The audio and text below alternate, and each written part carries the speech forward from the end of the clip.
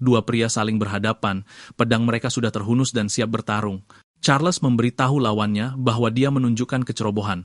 Ethel menyeringai, mengatakan dia akan mengalahkannya dan menapaki jalan penguasa. Pria berambut pirang bernama Charles adalah prajurit terhebat yang pernah dikenal dunia mereka, sementara pria lainnya adalah penulis asli yang bereinkarnasi sebagai rakyat jelata. Keduanya bertarung secara langsung, pedang mereka beradu saat mereka menunjukkan siapa yang lebih unggul di antara mereka. Ethel melancarkan serangan sihir kuat, menghancurkan segalanya di jalannya, benar-benar mengejutkan Charles. Prajurit itu sudah menghafal gerakannya dan secara efektif melancarkan serangan balik, melepaskan sihir dan energi dalam jumlah gila. Adele terlempar oleh serangan dahsyat itu, tapi dia dengan mudah menyeimbangkan diri dan mencoba melawan lagi. Namun, Charles lebih gesit darinya, melompat ke sisinya dan menebasnya. Dengan tekad, prajurit itu berniat mengakhiri pertarungan dan menyerang. Adele sekali lagi. Pria itu terlempar ke sisi terjauh lapangan, tubuhnya penuh luka. Dia kemudian tiba-tiba membuka matanya seolah tidak terjadi apa-apa. Seorang novelis bernama Sato menandatangani kontraknya setelah secara ajaib mencapai kesuksesan besar dengan serialisasi gratis 400 babnya sebagai penulis kisah kepahlawanan para penguasa.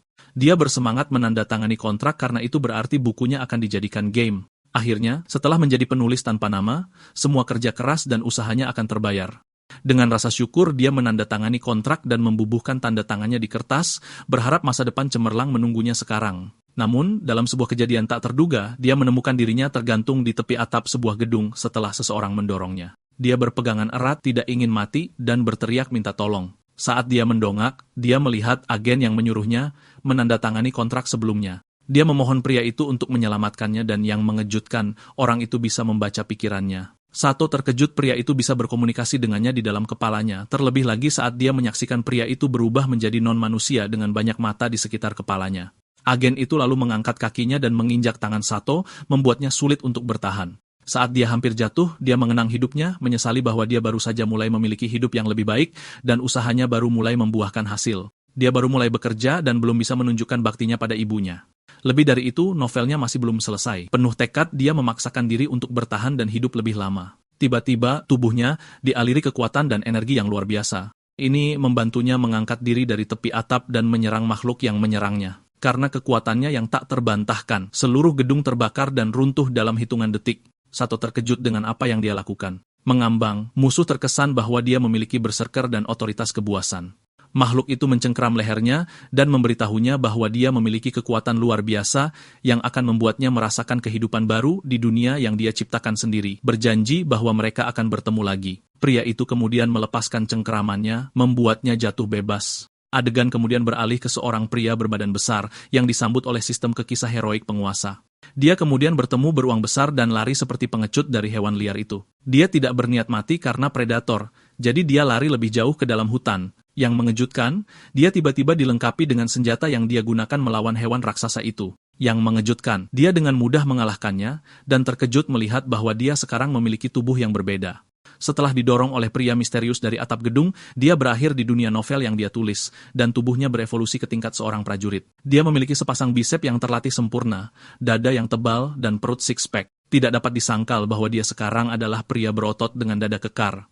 Selain itu, inderanya terasa lebih tajam, dan sekarang dia bisa merasakan sekelilingnya lebih mudah dari sebelumnya. Dia kemudian mencium bau binatang buas yang sama seperti sebelumnya, dan menyadari dia akan menghadapi lebih dari satu dari mereka.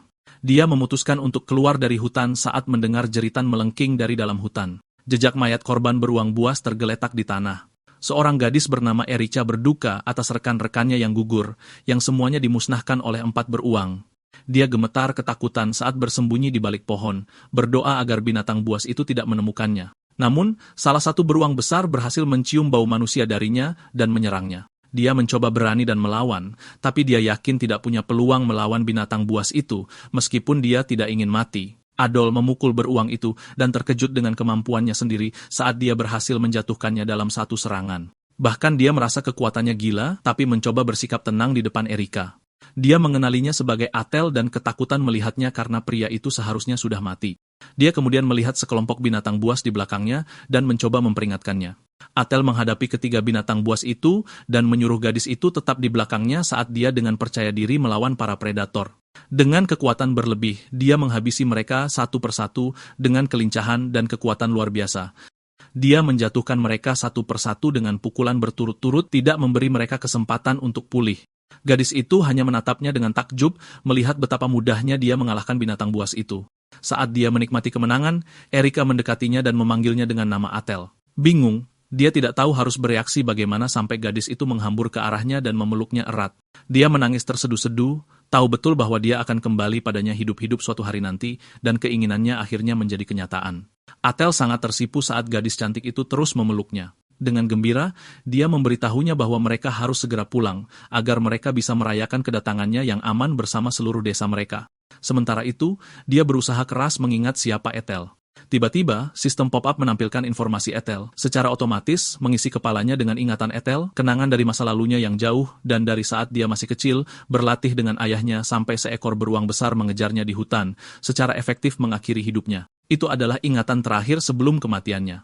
Namun, adegan bergeser lagi, dan dia menemukan bahwa karena konspirasi seorang pria, dia terbunuh dan bereinkarnasi sebagai figuran barbar. Dia merenung bahwa akan lebih mudah jika dia bereinkarnasi sebagai protagonis cerita. Menyadari dia sedang melamun, Erica memeriksanya, bertanya apakah dia baik-baik saja. Dia meyakinkannya bahwa dia baik-baik saja, tapi menyadari bahwa dia penuh luka dari pertarungan sebelumnya. Khawatir, dia menyuruhnya naik ke punggungnya agar dia bisa membawanya ke desa dengan aman. Dia merenung bagaimana dia akan keluar dari permainan. Tapi pertama, dia memutuskan untuk pergi ke desa, untuk berharap menemukan hal-hal yang bisa membantunya kembali ke dunianya.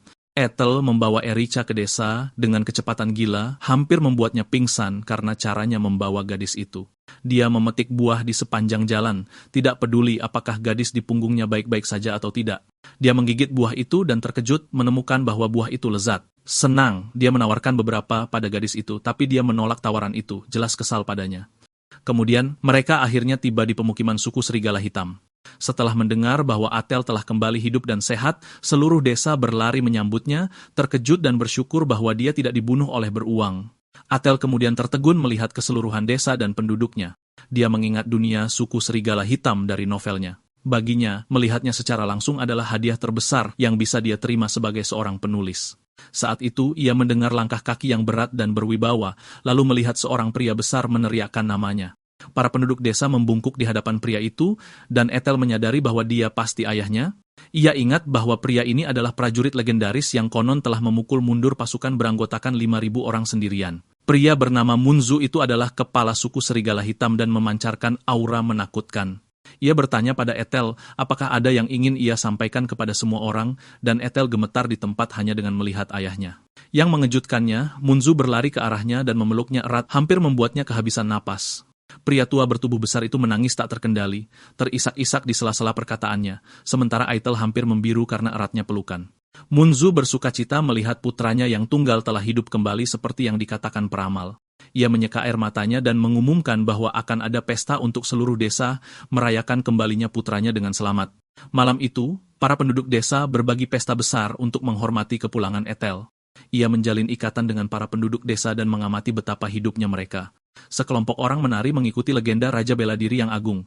Mereka memukul genderang, dan setiap pukulan memperingati bagaimana Raja Bela Diri agung dibunuh oleh musuhnya namun kembali dari kematian. Erica menari dengan anggun, setiap langkah memancarkan keanggunan dan kekuatan, menggambarkan legenda Raja Bela Diri yang melindungi desa sebagai penyelamatnya.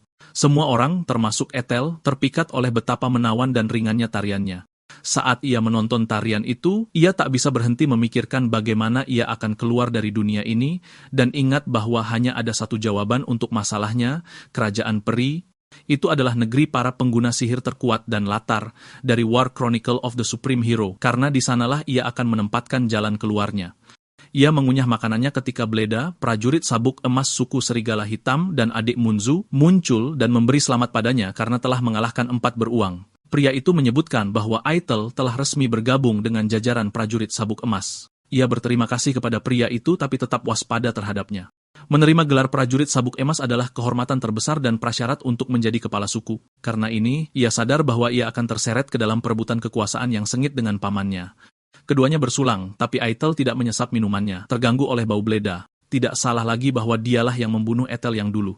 Ia kemudian melempar isi cangkirnya dan menyuruh pria tua itu untuk melawannya. Bleda menganggapnya lucu, tapi mengatakan kepada keponakannya bahwa pesta baru saja dimulai dan mereka harus menikmatinya sepenuhnya. Etel mencoba menghentikannya pergi, tapi pria itu hanya mengucapkan selamat tinggal padanya. Ia melihat Bleda mundur kembali ke desa, menyadari bahwa Bleda hanya melawan pertarungan yang ia tahu bisa ia menangkan. Pria itu pasti gagal mengukur kekuatan sejatinya, dan Etel yakin ia akan ditargetkan olehnya lagi. Sementara itu, kembali di desa, Munzu dengan gembira berinteraksi dengan rakyatnya dan memuji seorang anak yang menangkap kelinci, mengatakan kepadanya bahwa ia akan menjadi prajurit hebat saat dewasa. Etel mengamati ayahnya dan dapat melihat bahwa ia adalah kebalikan dari adik laki-lakinya, Bleda. Di dunia sebelumnya, ia tidak pernah punya ayah, jadi ia tidak tahu bagaimana harus bersikap di dekat pria itu. Jika ia punya ayah, apakah ayahnya akan berbicara dengannya dan membesarkannya dengan cinta seperti Munzu? Saat itu, pria itu dengan antusias melambai padanya, mengatakan bahwa ia punya sesuatu untuk diberikan kepada putranya. Ia, dengan bangga, menunjukkan kepadanya tanda prajurit sabuk emas, yang hanya diberikan kepada mereka yang telah mengalahkan 3 beruang atau lebih dalam satu perburuan. Munzu bertaruh bahwa ia pasti sangat terharu dan kewalahan hingga tak bisa berkata-kata. Ia lalu menyuruh putranya untuk memakainya, tapi Eitel merasa canggung karena ia belum pernah memakai sabuk seperti itu sebelumnya. Munzu bingung, jadi Eitel beralasan bahwa tangannya sakit dan tidak bisa mengikat sabuk itu dengan benar. Munzu dengan senang hati menawarkan diri untuk membantunya. Saat ia mengikat sabuk itu, kepala suku menceritakan kembali saat ia pertama kali bertemu Eitel dan mengikat sabuk pertamanya. Setelah mengikatnya dengan benar, Munzu mengagumi karyanya sejenak dan berkomentar bahwa putranya telah tumbuh begitu besar, tersenyum hangat padanya. Ia berterima kasih karena telah kembali dengan selamat dan menyuruhnya untuk menunjukkan kegembiraan karena ia menerima sabuk emas semuda usia 16 tahun yang belum pernah terjadi sebelumnya. Meskipun ia tahu momen ini akan singkat, Eitel ingin menikmatinya dan mengakui bahwa ia bahagia karena hidup di sana tidak terlalu buruk. Munzu dan para prajurit suku Serigala Hitam bersorak lagi, menikmati malam seperti yang disukai kepala suku mereka. Saat mereka melanjutkan perayaan, tiba-tiba, Munzu menjatuhkan minumannya dan yang mengejutkan semua orang, ia berubah menjadi binatang buas dengan taring besar. Eitel berlari mendekati ayahnya, khawatir ia mungkin telah diracuni. Ia berteriak sambil memeluk tubuh ayahnya yang tak bergerak. Tiba-tiba, Munzu terlihat seperti binatang buas yang mengamuk saat ia mengaum seperti itu. Status Eitel memberitahunya bahwa Munzu mengalami penyakit khusus berserk. Munzu mencoba menyerang putranya, dan Eitel nyaris tidak bisa menghentikannya dengan kuncian. Hal itu membuat Eitel menyadari bahwa tujuan Breda adalah agar Munzu membunuh penduduk desa yang sangat dicintai kepala suku tua itu. Eitel sangat marah karena Breda membuat ayahnya membunuh penduduk desa yang lebih ia cintai daripada siapapun. Ia mendesak ayahnya untuk bangun, tapi ia malah dipukul di wajah oleh pria tua itu. Ia merasakan sakit yang tak terbayangkan dari pukulan itu. Eitel kembali menatap ayahnya dan merasakan kehadiran serigala liar yang luar biasa dalam dirinya. Munzu memukul Eitel, dan itu membuat pemuda itu terlempar ke belakang hingga sebuah dinding batu menghentikannya. Eitel menyadari ia tidak bisa menghentikannya dengan kekuatan kasar. Sementara itu, Munzu semakin tidak terkendali, jadi para penduduk desa lari menjauhinya. Seorang ibu tersandung saat berlari, membuat anaknya berhenti dan mendesaknya untuk bangun. Dalam sedetik, Munzu sudah berada di dekat mereka. Sang ibu berteriak agar putranya meninggalkannya, tapi anak laki-laki itu mengambil kapak dan menghadapi pria tua itu. Meskipun sangat ketakutan, anak laki-laki itu bersumpah akan melindungi ibunya. Munzu hendak menyerangnya, tapi Eitel muncul dan memblokir serangannya sebelum mengenai anak laki-laki itu. Eitel memuji anak laki-laki itu karena berani. Ia memerintahkan penduduk desa di dekatnya untuk mengurus ibu dan anak itu sementara ia menghentikan ayahnya. Para penduduk desa lari. Munzu mencoba memukul Eitel, tapi pria itu memblokir kekuatan ledakannya. Sayangnya, Munzu melanjutkan dengan tinju yang lainnya. Eitel menghindar, tapi kekuatan itu melukai telinga kanannya. Munzu memukulnya lagi dengan kekuatan yang lebih besar, membuat Eitel terlempar ke belakang. Namun, Eitel memegang lengan Munzu, membuatnya tetap berdiri tegak. Ia sekarang menyadari bahwa ia harus mengerahkan segalanya untuk menghentikan ayahnya. Mereka saling memukul berkali-kali. Eitel mencoba lebih keras dengan rentetan pukulan cepat, tapi Munzu menahan semuanya. Munzu kemudian memukuli putranya berulang kali, dan semuanya mengenai. Pukulan terakhir bahkan cukup kuat untuk menghancurkan tanah di bawah Eitel. Eitel berusaha sekuat tenaga untuk bangkit kembali. Ia teringat anak yang mempertahankan diri untuk melindungi ibunya. Saat Munzu menyerang, Eitel berpikir bagaimana ayahnya akan mengorbankan hidupnya untuk melindungi desanya. Tekad Eitel untuk bangkit memberinya kekuatan heroik. Dia menerjang ayahnya dan menanduk dagunya. Karena benturan itu, sebuah jarum kecil lepas dari Munzu. Orang tua itu jatuh. Eitel sangat lelah sampai dia ikut jatuh. Munzu bangkit kembali, membuat Eitel ketakutan. Namun, Munzu kembali sadar dan bingung dengan apa yang baru saja terjadi. Eitel terkejut melihat ayahnya pulih dari keadaan mengamuk. Dia melihat jarum di tanah dan curiga itu ada hubungannya. Munzu mendekati putranya, mengira dia terluka. Hatel bilang dia baik-baik saja, namun dia tetap pingsan di depan ayahnya yang khawatir. Sementara itu, Bleda dan anak buahnya sedang menunggang kuda di tempat lain. Bleda berpikir bagaimana jarum berserk yang dibuat oleh penyihir dengan mudah lepas karena tandukan kepala. Dia mulai percaya bahwa itu berarti Eitel memiliki semacam kekuatan khusus. Bleda menerima kekalahannya untuk saat ini karena dia berencana mereka akan mati besok. Dia dan anak buahnya menuju sebuah gua. Geraman di bayangan gua menakuti anak buahnya kecuali Bleda. Seekor beruang putih raksasa yang diikat rantai menuntut Bleda mengembalikan anak mereka. Beruang itu buas karena kemarahannya memuncak. Belda menyebutnya Lord Calamity dan ingin berbicara dengannya. Lord Calamity berteriak padanya untuk diam karena mereka tidak mau mendengarkan. Belda menunjukkan bahwa mereka memiliki anak beruangnya dan mengancam akan membunuhnya jika Lord Calamity tidak mau bicara. Anak beruang itu menangis sambil meraih induknya. Lord Calamity memohon agar anak mereka dilepaskan. Bleda menyuruh mereka menghancurkan suku serigala hitam sebagai imbalan membebaskan anak mereka. Lord Calamity mengaum dalam kemarahan. Pagi berikutnya, Ada terbangun di tempat tidur. Tubuhnya penuh luka balutan dan kepalanya sakit. Munzu menunjukkan dirinya juga berada di tempat tidur di sampingnya. Adol bertanya apakah dia baik-baik saja. Munzu memberitahunya bahwa tubuhnya belum bisa bergerak. Dengan sangat sedih, kepala suku tua itu meminta maaf atas apa yang terjadi tadi malam.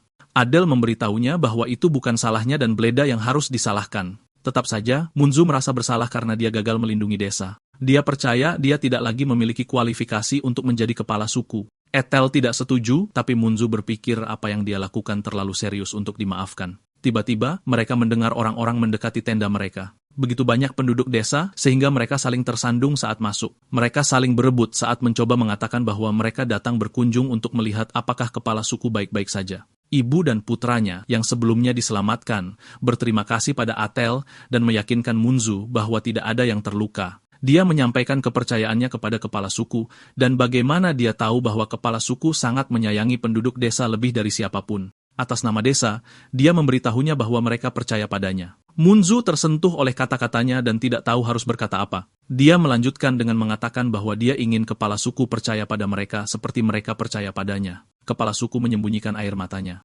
Sementara itu, penduduk desa lainnya bersorak dan menyemangati kepala suku untuk melindungi suku serigala hitam untuk mereka semua. Munzu menangis sambil berterima kasih kepada semua orang atas kata-kata baik mereka. Itu membuat Adol tersenyum. Tiba-tiba, penduduk desa lain muncul dan mendesak memberitahu semua orang bahwa Lord Calamity menyerang desa. Di luar, semuanya terbakar dan Lord Calamity mengamuk.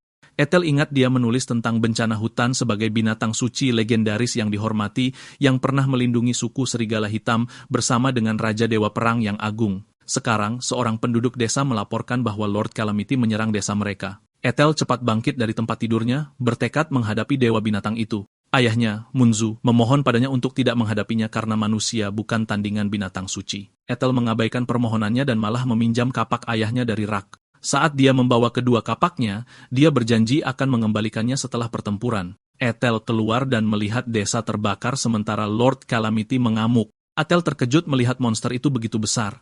Bleda muncul di tempat kejadian bersama anak buahnya, dan sang penjahat menyambut keponakannya ke medan perang. Melihatnya membuat Ethel marah besar. Dia terlihat sangat marah sampai mirip Munzu di mata Bleda. Ethel memasang kuda-kuda bertarung dan menantangnya untuk berkelahi. Bleda terhibur oleh keberaniannya, tetapi dia mengatakan bahwa dia tidak akan menjadi lawannya.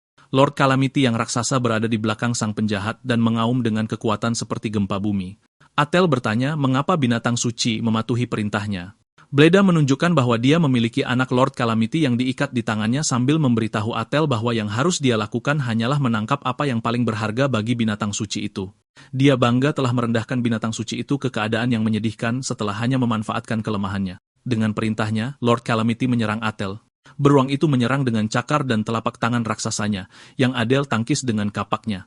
Beratnya serangan itu memberitahu Ethel bahwa dia akan mati jika menghadapinya secara langsung. Beruang putih itu menyerang untuk kedua kalinya, jadi Ethel menghindarinya. Dia mengakui kekuatan dan kecepatan binatang suci itu, ditambah dengan tubuhnya yang sekeras batu dan tidak bisa dipotong. Lord Calamity mengaum dan itu membuat Ethel takut pada taring tajamnya. Ethel kemudian teringat bahwa meskipun batu terlalu keras untuk dipotong dengan pisau, mereka masih bisa ditancapkan dengan pasak. Pikiran ini membuatnya melempar salah satu kapaknya ke arah beruang dengan sekuat tenaga. Hal itu membuatnya tertusuk di bahu kanan Lord Calamity dan melukainya. Adel lalu berlari ke arah binatang itu. Lord Calamity memukulnya dengan cakar, tapi pria itu melompat untuk menghindar. Dia lalu menggunakan momentum lompatannya untuk mengayunkan kapak di tangannya ke arah kapak yang tersangkut di bahu beruang seperti palu, melukai beruang itu lebih parah. Kekuatan serangan itu membuat lengan kanan Lord Calamity putus. Binatang suci itu melolong keras, lalu mati dan jatuh ke tanah. Anak beruang itu melompat menjauh dari cengkraman anak buah Bleda dan mendekati induknya untuk berduka. Bleda marah karena binatang suci itu ternyata tidak berguna. Dia memerintahkan anak buahnya untuk menembakkan panah. Mereka menembak dan panah menghujani Ethel. Dengan ayunan kapak Ethel, semua panah hancur. Anak buah Bleda takut mereka menghadapi monster. Saat mereka hendak lari, Ethel menebas mereka semua secepat kilat.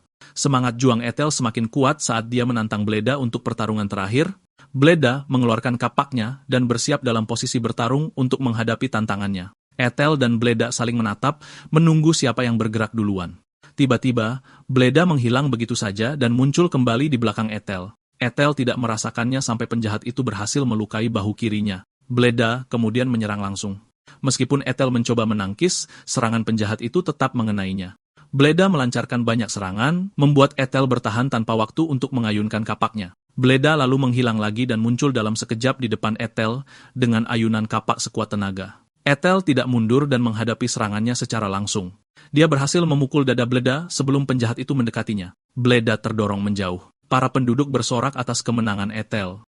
Meski tergeletak di tanah, Bleda tertawa gila. Ethel bertanya apa yang lucu. Dia mengungkapkan bahwa kapaknya sudah dilapisi racun berserk. Dia menyatakan bahwa dengan racun berserk di aliran darah Ethel, Ethel lah yang akan menghancurkan suku serigala hitam. Ethel kemudian merasakan amarah dan rasa sakit di tubuhnya yang membuatnya berteriak tak terkendali. Bleda tertawa bahwa dia akan berubah menjadi binatang buas dan akan mati mengenaskan. Ethel terus merasakan tubuhnya berubah. Tiba-tiba, roh dewa malapetaka mendekatinya. Binatang suci itu memberitahunya bahwa karena dia lebih seperti binatang sekarang daripada manusia, dia bisa mendengar dan memahami mereka. Beruang putih itu membuka mulutnya untuk menunjukkan pedang di lidahnya. Ethel meraihnya dengan tangannya. Dewa malapetaka menjelaskan itu adalah pedang suci dari Raja Dewa Bela Diri yang agung dan siapapun yang mengalahkan mereka layak menggunakannya. Beruang putih itu mengungkapkan nama pedang itu adalah Miel. Ethel bisa merasakan kekuatan dari pedang itu bergejolak di dalam dirinya. Dewa malapetaka kemudian mendesaknya untuk berjuang demi mereka yang harus dia lindungi. Tubuh fisik Ethel tiba-tiba berhenti berteriak, membuat para penduduk dan Bleda bertanya-tanya apa yang terjadi.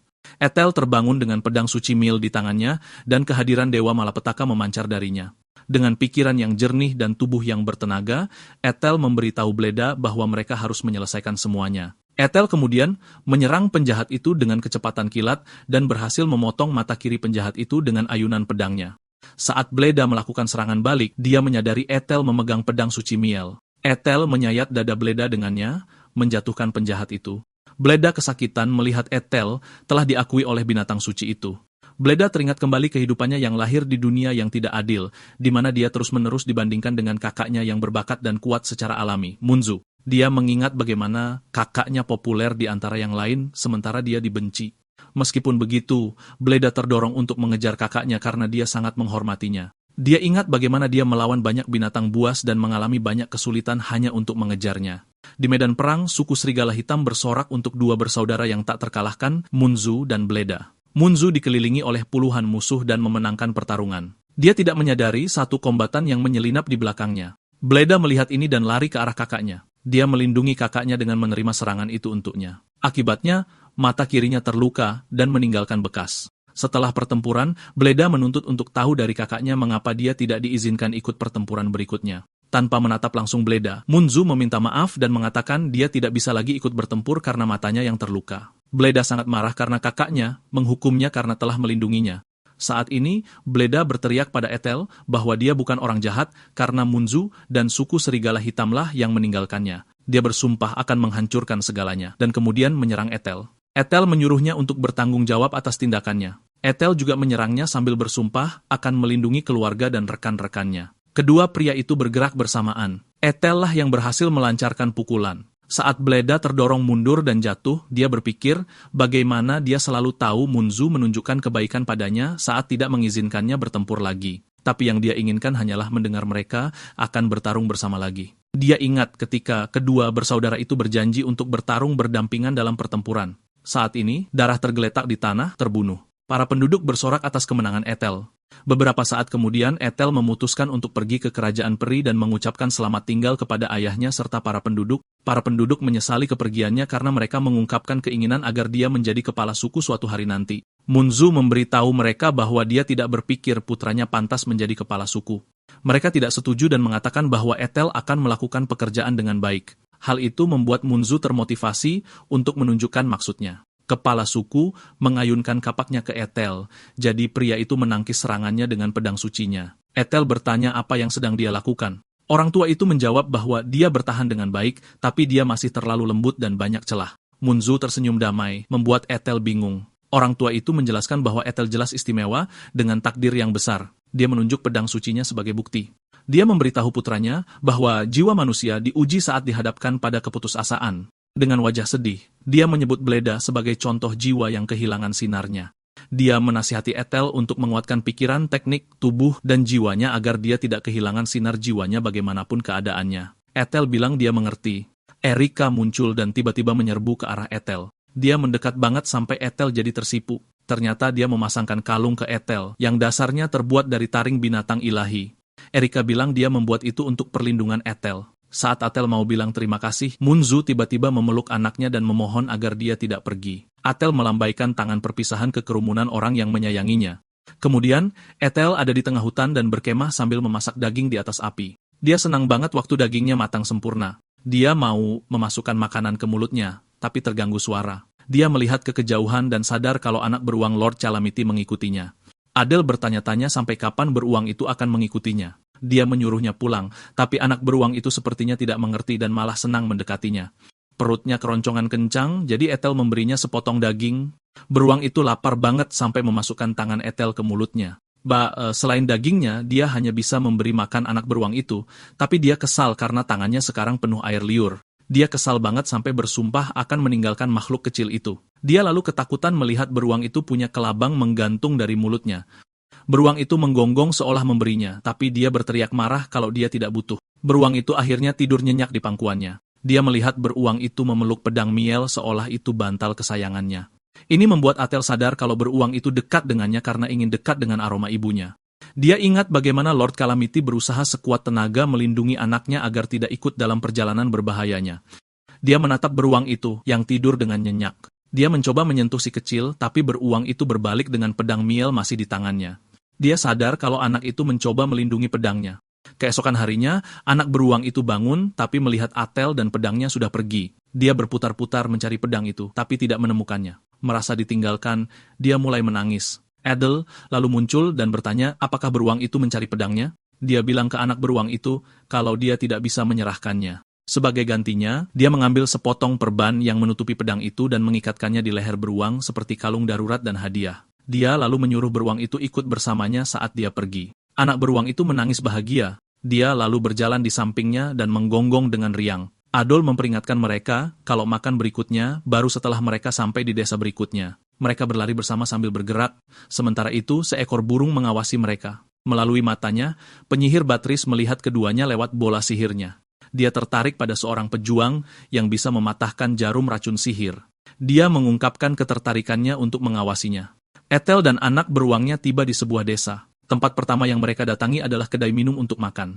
Saat Ethel menikmati makanannya, dia bertanya pada penjaga kedai apakah dia tahu tentang kerajaan peri. Sayangnya, pria itu belum pernah mendengar tentang tempat itu. Ethel ingat bagaimana dia membayangkan kerajaan peri sebagai tempat perlindungan peri di Pulau Terapung yang indah di balik Laut Utara. Dia menyesal tidak menulis lebih banyak detail tentang kerajaan itu agar lebih mudah baginya untuk sampai ke sana. Dia juga menyesal menulis kalau seseorang harus melewati pasukan monster, naga, raksasa, dan makhluk hantu untuk sampai ke sana. Beberapa pria mendengar Adele bicara tentang kerajaan peri dan menertawakannya. Mereka bilang padanya tidak ada tempat seperti itu, dan dia bodoh karena memimpikannya. Salah satu pria memperingatkan Ethel untuk pergi, dan mengancam akan memakan anak beruangnya jika dia tidak pergi. Beruang itu menggigit lengannya saat itu. Tindakan beruang itu membuat pemimpin kelompok tentara bayaran kiri, Otto, menendang meja menjauh darinya. Otto memperingatkan Ethel untuk pergi. Penjaga kedai mengenali Otto dan ketakutan. Dia menyarankan Adele untuk segera pergi karena dia tahu Otto si penjahat yang dulunya adalah seorang ksatria. Otto memerintahkan semua anak buahnya untuk menangkap Ethel. Hanya dengan tatapan mata, Adele menjatuhkan pria yang mendekatinya. Otto kaget banget sampai bertanya siapa Adele. Adele menjawab kalau dia adalah penulis aslinya, lalu membuka baju atasnya untuk menunjukkan tubuhnya yang berotot. Otto ketakutan banget sampai memohon ampun. Hal itu membuat si penjahat dipukuli. Pemilik kedai berterima kasih pada Ethel dan menjabat tangannya. Dia menunjukkan kalau dia punya poster buronan Otto dan anak buahnya untuk menunjukkan bahwa Ethel baru saja menangkap penjahat yang mengganggu kota. Ethel bertanya kenapa di poster buronan dibilang mereka harus ditangkap hidup-hidup. Pemilik kedai bilang padanya kalau dia pikir itu karena penguasa kota ingin merekrut mereka untuk perang. Dia menceritakan rumor kalau perang akan datang, jadi Baron Bird mengumpulkan bahkan para kriminal untuk bertarung. Mata Ethel berbinar mendengar berita itu, membuat pemilik kedai ketakutan. Ethel menuju istana bangsawan, tempat dia menyerahkan Otto dan anak buahnya yang terikat kepada Baron Bird. Ethel bilang pada Bird kalau dia datang bukan hanya untuk hadiah kuda perang, tapi juga untuk menerima uang hadiah. Ethel bertanya apakah Bird sedang bersiap untuk perang, membuat Bird yang defensif bertanya dari mana dia mendengar ini. Ethel memberitahunya kalau dia mendengar rumor bahwa pasukannya kurang dan pasti sedang mengumpulkan tentara untuk perang melawan kaum Akit di timur. Bird terdiam karena dia tidak bisa menyangkalnya. Ethel juga bilang dia telah menyimpulkan bahwa Bird ingin menangkap kriminal hidup-hidup agar mereka bisa berguna dalam perang. Dia memuji Bird atas pemikiran strategisnya dan berbicara tentang bagaimana bahkan kaum barbar sepertinya tahu reputasinya sebagai simbol teror di antara musuh-musuhnya. Kata-katanya membuat sang baron tersipu dan membuatnya bangga bagaimana dia terkenal bahkan di kalangan barbar. Ethel berlutut di hadapannya dan meminta kehormatan untuk mengabdi serta menerima hadiah darinya. Bird memikirkannya dan memutuskan untuk memberinya 10 koin emas dan 1 kuda perang pilihannya. Namun, dia bilang dia akan melakukannya hanya dengan satu syarat, membuat Ethel tegang. Baron meminta agar Ethel berpartisipasi dalam perang sebagai bagian dari pasukan Gascony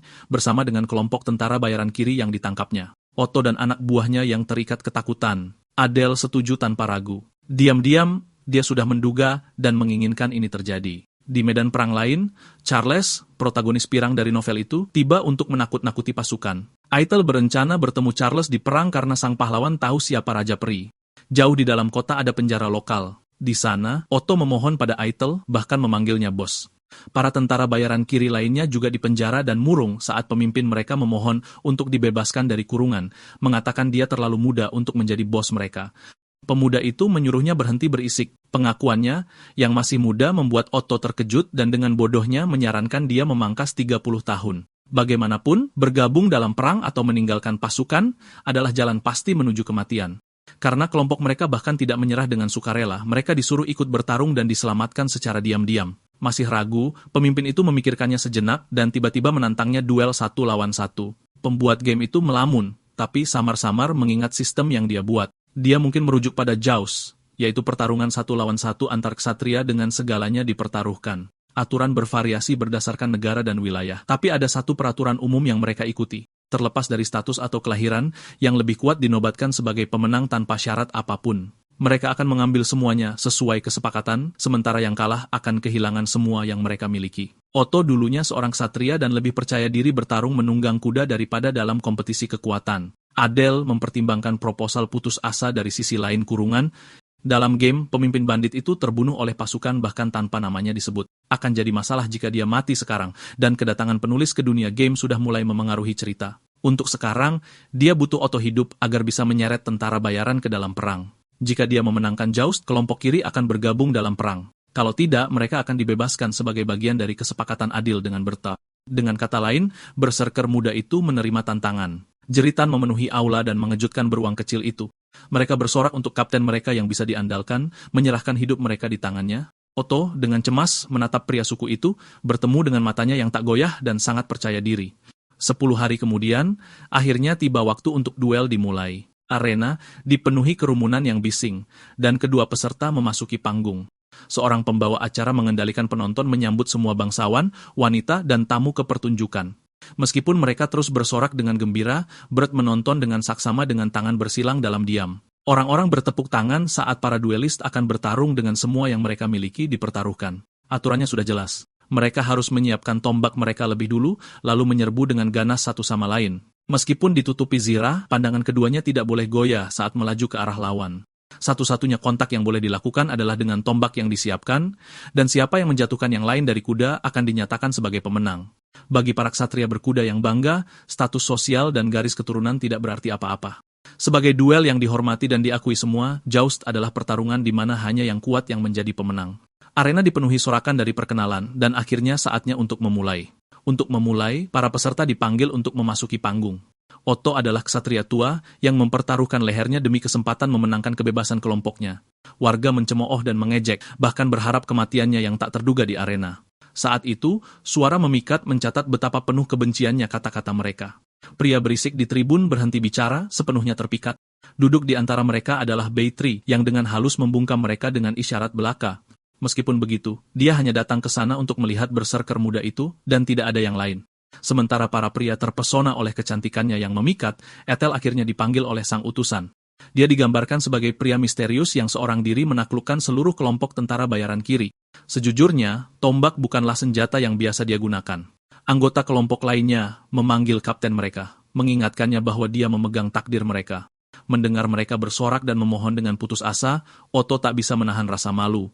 Selanjutnya, kedua duelis saling berhadapan dengan berani. Heitel berseru, memberitahu bandit itu bahwa pakaian malam itu tidak terlihat buruk padanya. Meskipun dia percaya diri sekarang, lawannya bertekad untuk menghapus seringai sombong dari wajahnya.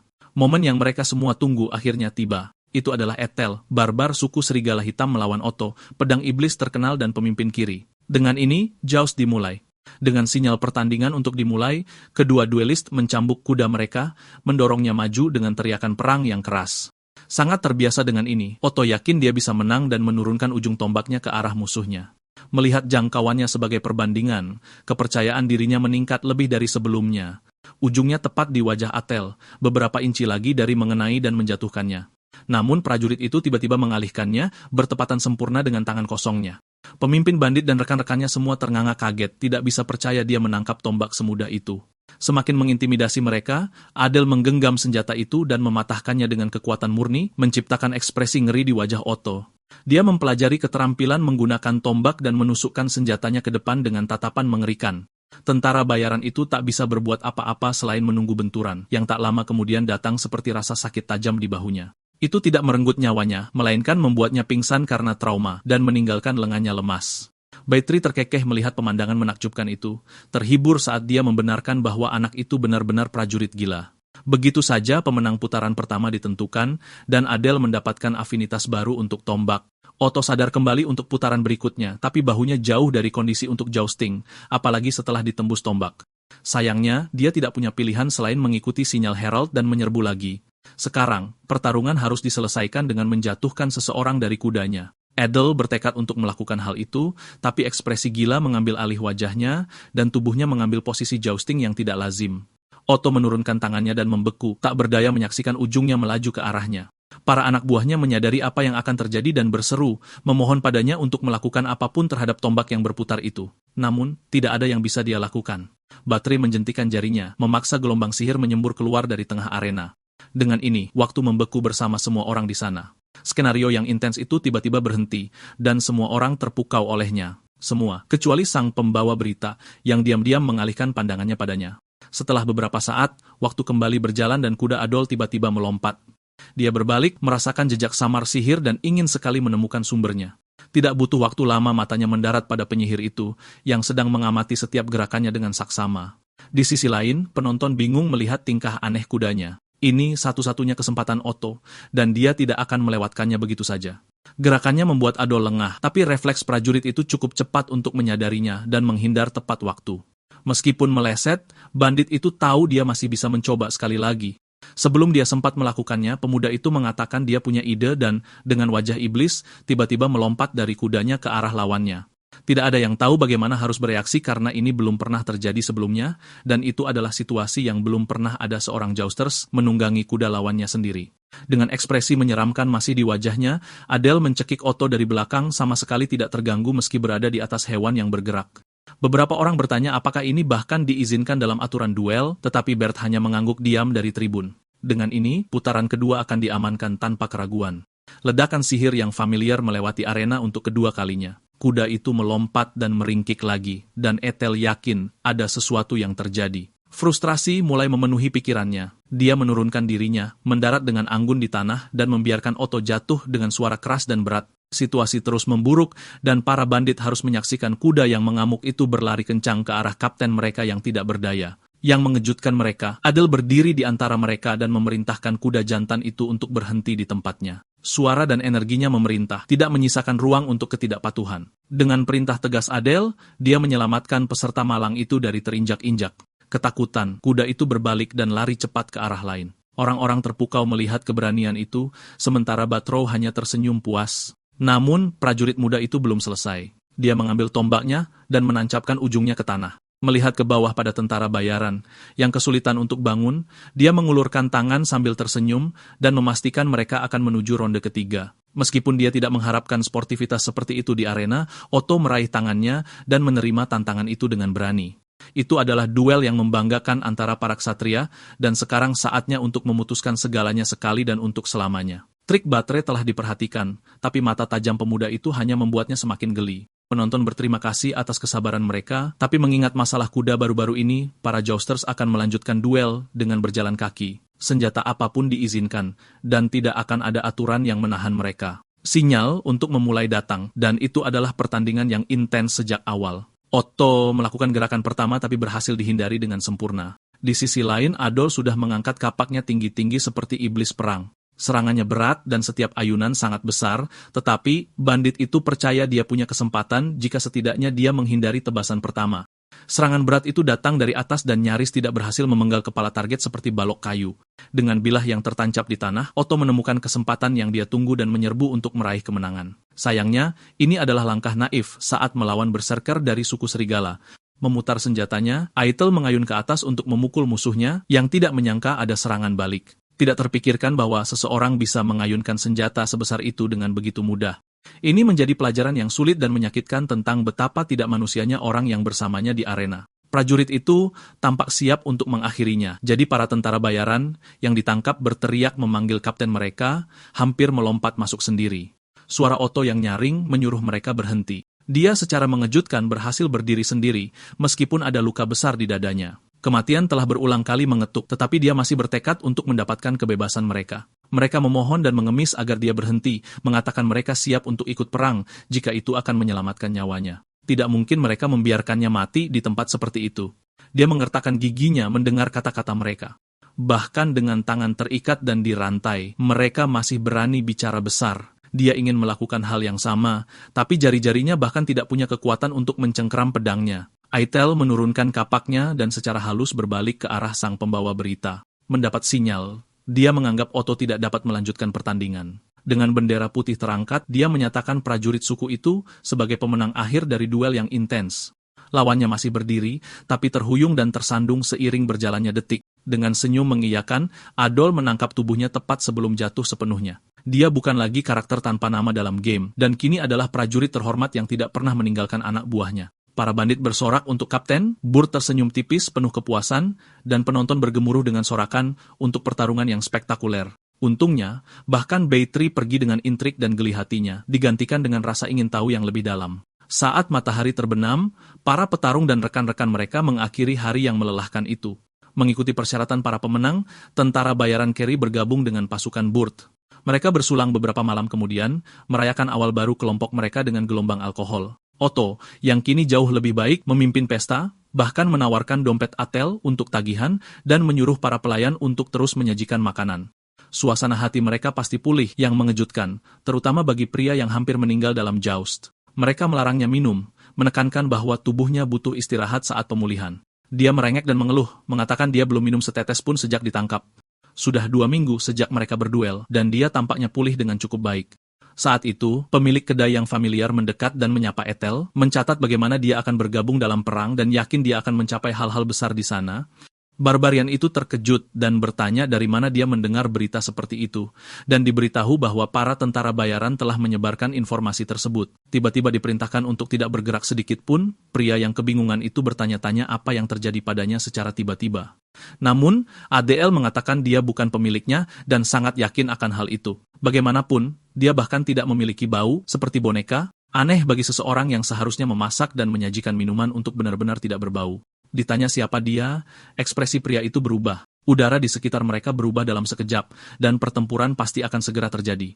Lagi, Eitel mempertanyakan identitas penyusup misterius itu. Pria itu melepas penyamarannya dan memujinya, karena bahkan menyadari perbedaannya. Namun, tidak ada artinya baginya untuk mengetahui identitas aslinya, jadi pria itu tetap mengenakan topeng. Perkenalan tidak diperlukan untuk seseorang yang akan segera dikirim ke alam baka. Sebelum menyerang, dia pertama melemparkan belati yang mengenai lampu gantung yang menerangi ruangan. Seluruh kedai mendadak gelap dan Otto langsung panik. Wajar saja bereaksi begitu saat disuruh lawan pembunuh di kegelapan total. Meski membeku, nalurinya cukup terlatih untuk tahu kematian makin dekat. Ethel menariknya tepat waktu untuk menghindari pedang itu. Dia diperintahkan untuk diam di sudut. Dari cara dan keahliannya menyamar, pencipta game ini tahu siapa dia yang mengejutkan pembunuh itu. Berdasarkan postur dan kekuatannya, dia pasti Rashid, peringkat kedua. Senyum sombong menyebar di wajah pemuda itu. Sementara itu, musuhnya langsung lenyap dan muncul di belakangnya dengan pedang, bertanya dari mana dia tahu itu. Kalau jujur, pembunuh itu mungkin membunuhnya tanpa rasa sakit, tapi dia juga bisa menyiksanya. Namun, ancamannya tak mempan, karena Eitel mematahkan pedangnya dengan tangan kosong dan bertanya apa yang bisa dilakukan dengan gagang pedang saja. Rashid mundur secara naluriah. Dia melihat pedangnya yang patah, bingung kenapa bisa semudah itu. Saat dia teralihkan oleh kejadian tak terduga, targetnya mengayunkan pedangnya ke tubuhnya. Itu mengenai topeng kayunya, membelah tepat di wajah pembunuh yang menyamar itu. Dia terhuyung mundur kesakitan setelah wajahnya terluka.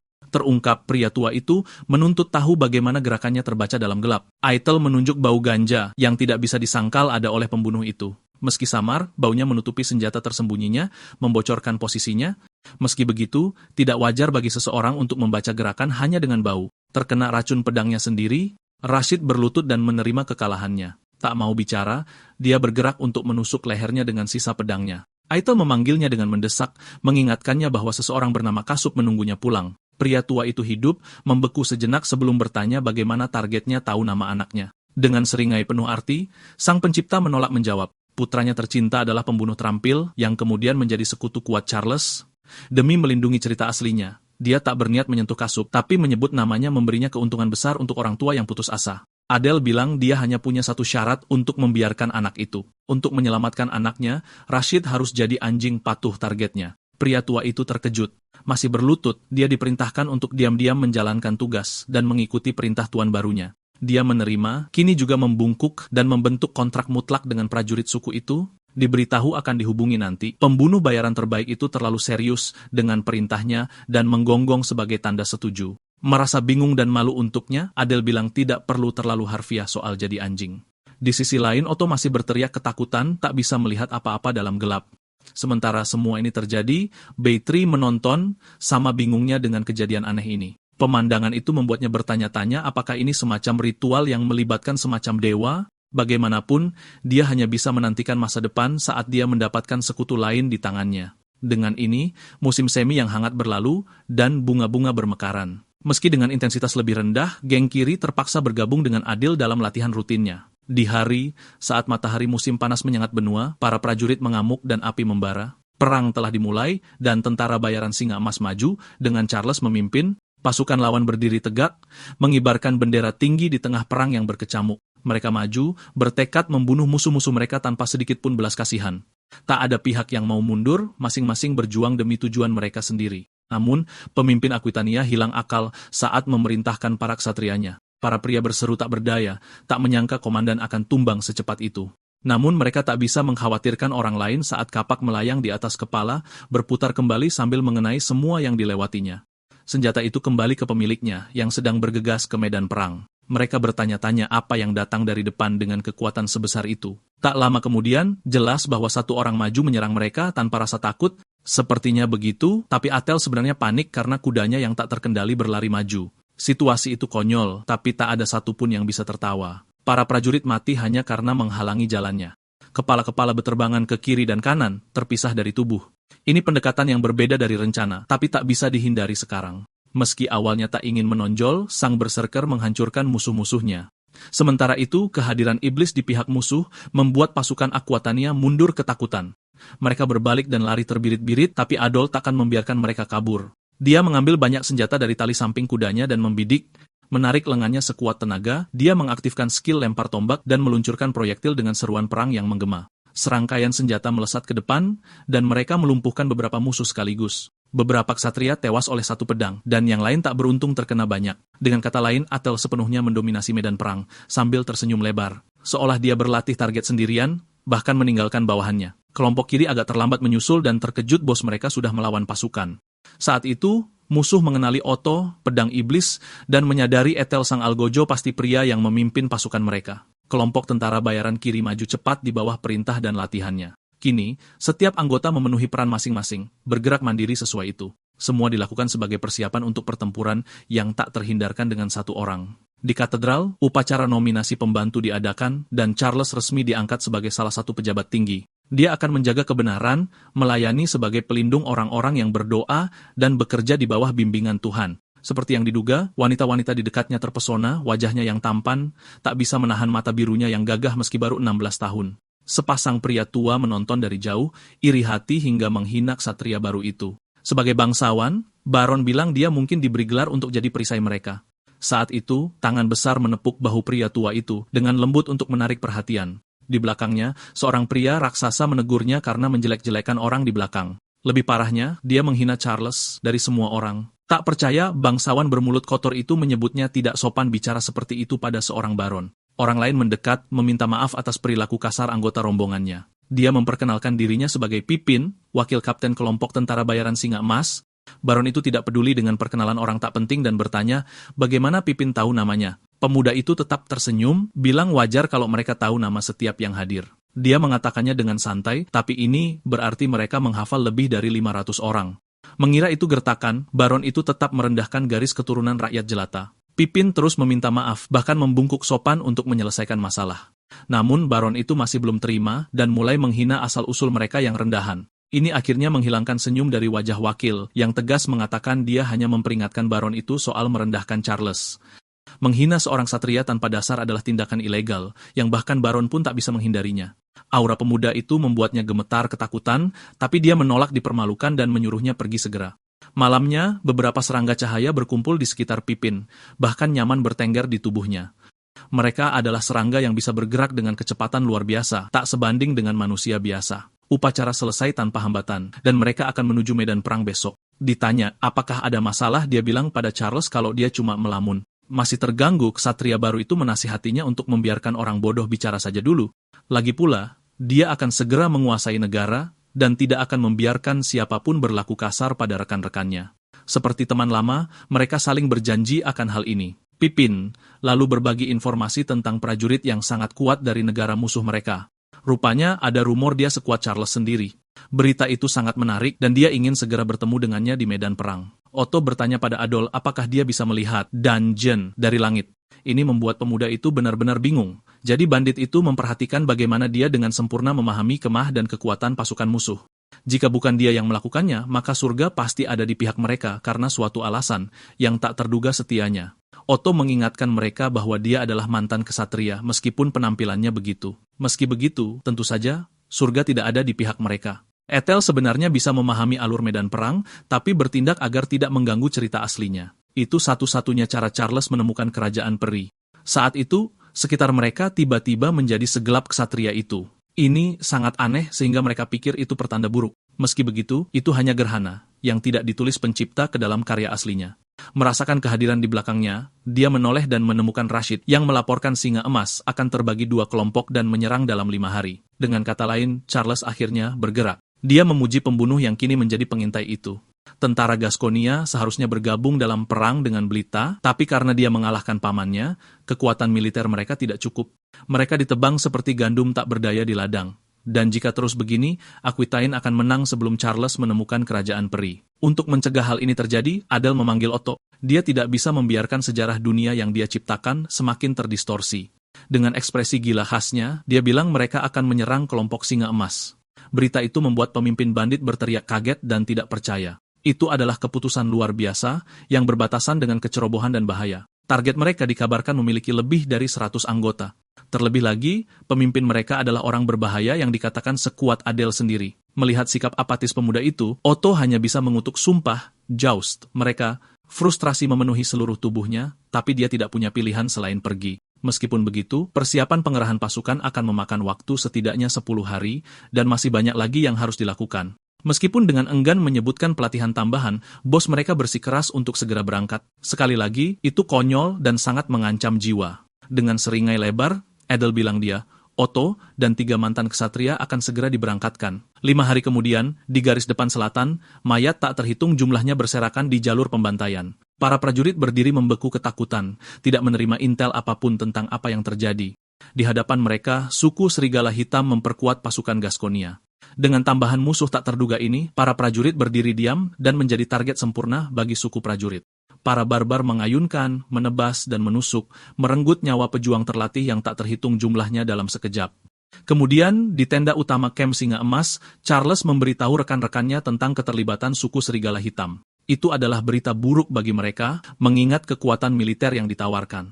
Dengan ini, mereka dengan cepat memperluas pengaruh mereka dengan momentum yang ganas. Namun, ini juga merupakan kesempatan untuk mencapai keunggulan militer. Didorong oleh pikiran tersebut, dia mengubah tujuan unit yang dipimpinnya sendiri. Para komandannya dan anak buah mereka memberi hormat, mengkonfirmasi perintah itu. Tak lama kemudian, unit pertama siap berangkat, jadi dia menyerahkan unit kedua kepada Pippin. Siap untuk segera pergi, Charles menoleh ke wakilnya untuk terakhir kalinya dan menyuruhnya untuk tetap hidup. Pengingat yang tidak perlu itu membuat wakil itu menyipitkan mata. Lagi pula, mengkhawatirkan seseorang di levelnya tidak perlu. Demikian pula, Ruak juga ada di sana untuk memberikan dukungan. Dewa Perang siap meraih kehormatan dan bangkit di negara mereka, memiliki kepercayaan penuh padanya dan rekan-rekan mereka. Seluruh kelompok tentara bayaran tersenyum setuju.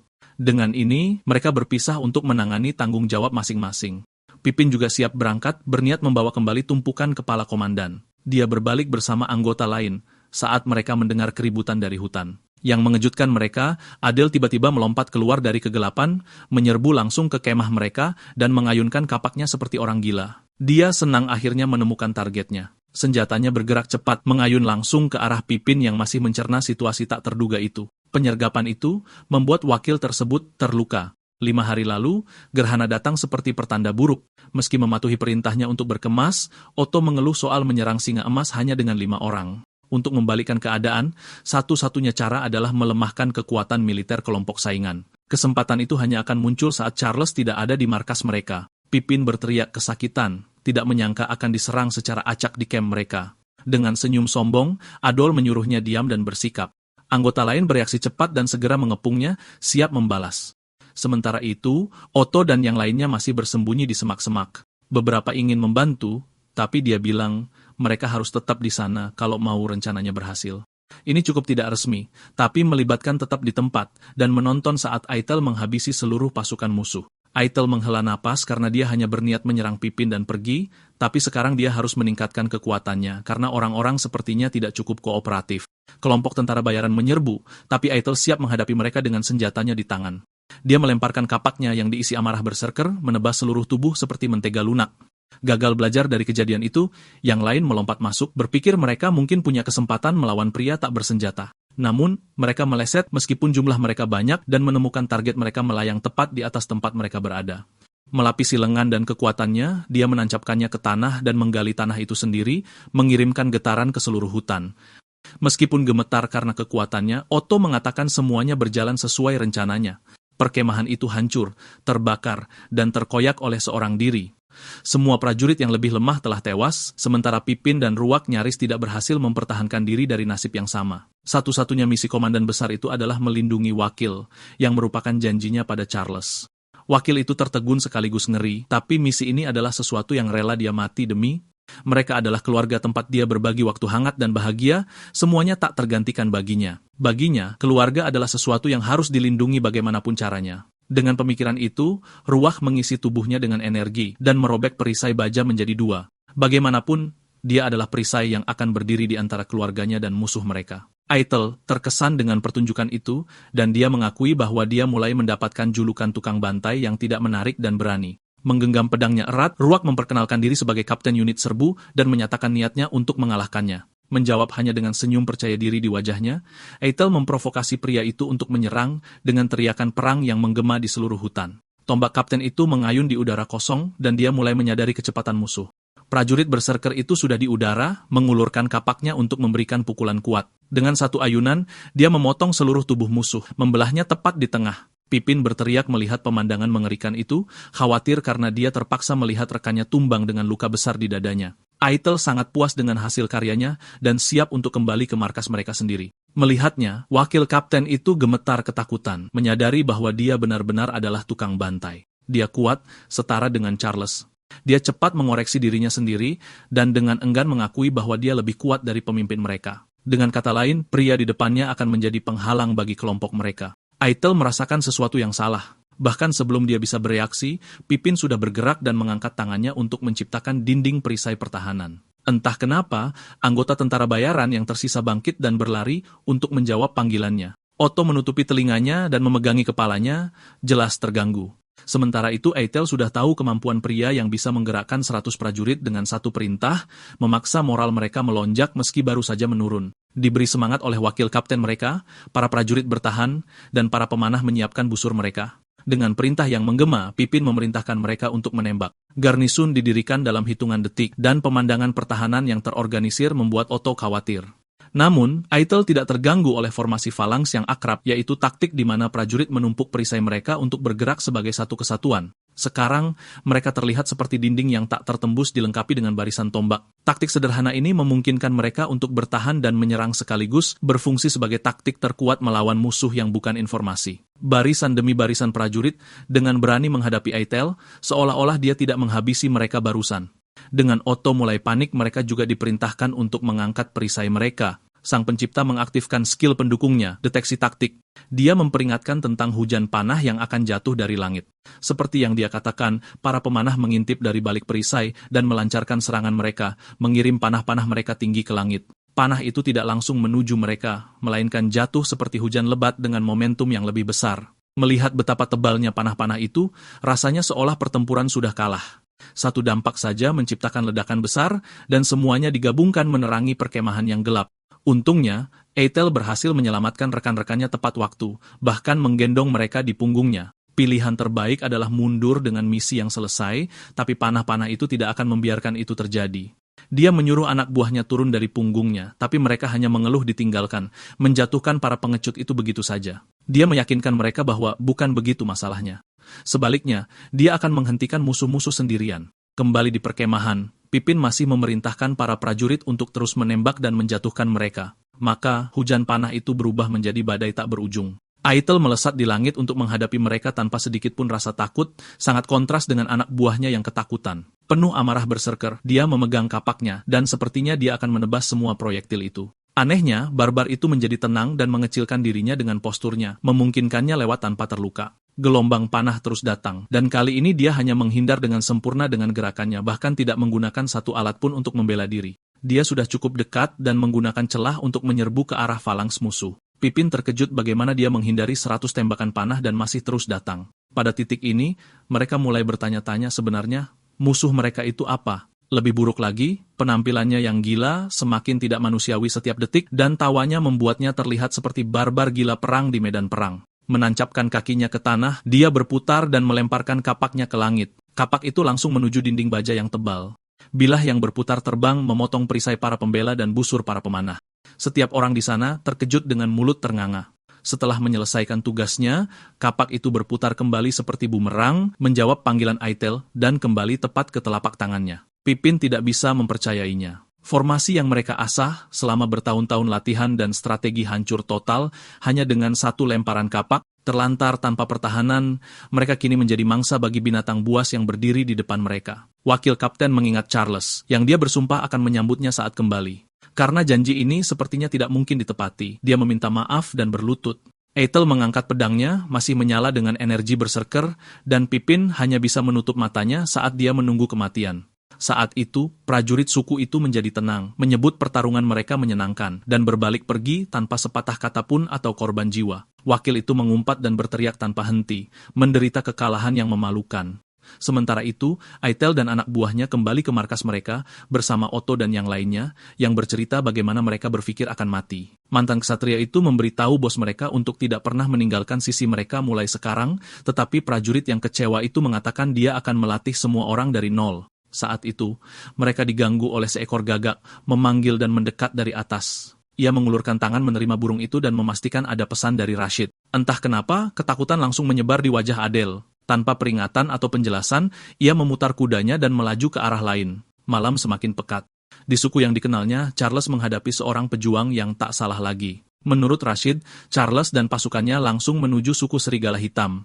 Mereka tidak tahu bagaimana itu terjadi, tapi dia berniat membunuh Munzu, dan Adele bahkan tidak tahu kenapa sukunya ada di medan perang, padahal tidak ada adegan seperti itu di cerita aslinya. Ia teringat ayahnya yang seharusnya hidup lebih bahagia. Mengumpat semuanya, ia memacu kudanya, bertekad menyelamatkan keluarganya bagaimanapun caranya.